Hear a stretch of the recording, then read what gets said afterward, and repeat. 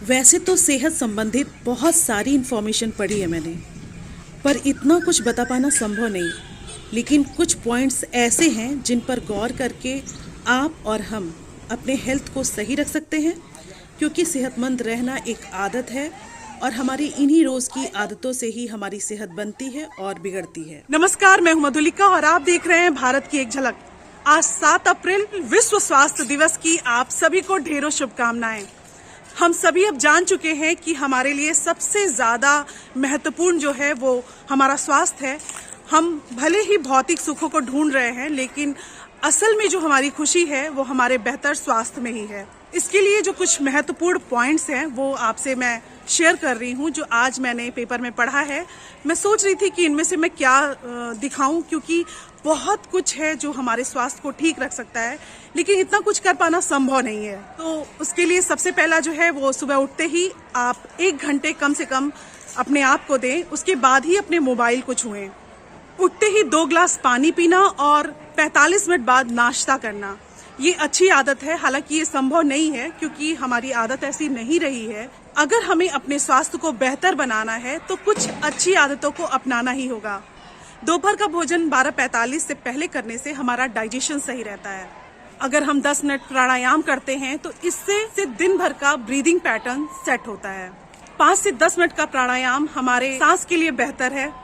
अगर हम सही तरीके से सांस लेते हैं तो इससे हमारा शरीर और मांसपेशियां अच्छे से काम करती हैं। इसके अलावा अगर हम 10 मिनट टहलते हैं खाने के बाद, हमारा शुगर मैनेज होता है। दिन में 20 से 25 मिनट की नैप और रात को 7 से 8 घंटे सोना हमारे स्वास्थ्य के लिए जरूरी है, क्योंकि दोपहर में अगर हम 20 से 25 मिनट से ज्यादा नैप लेते हैं तो उससे हम पूरे दिन सुस्त महसूस करेंगे। खाना खाने के बाद 10 मिनट की वॉक जो है वो हमारे शुगर को मैनेज करता है। ये जो वॉक है वो 30 मिनट की वॉक से भी बेहतर है। इस वॉक से हमारे पेट और आंतों में हरकत होती है। इससे पाचन में सहायता भी मिलती है। यहाँ तक कि इससे अल्सर, सीने में जलन, चिड़चिड़ापन, डाइजेस्टिव रोग और कोलोरेक्टल कैंसर को रोकने में भी मदद मिलती है। इसके अलावा बहुत सारे बच्चों को, बहुत सारे लोगों की सीधे खड़े या बैठने की आदत नहीं होती। तो सबसे पहले हमें अपने बॉडी पोस्चर को सही रखना होगा, क्योंकि अगर हम अपना पोस्चर सही रखते हैं तो इससे हमारी जो मांसपेशियां हैं वो स्वस्थ रहेंगी। इसलिए आप अपने परिवार में अपने बच्चों का ध्यान दें कि उनका पोस्चर सही रहे। आजकल हर काम बैठ के कर रहे हैं लोग, इसलिए खड़े होने का समय उन्हें कम मिलता है।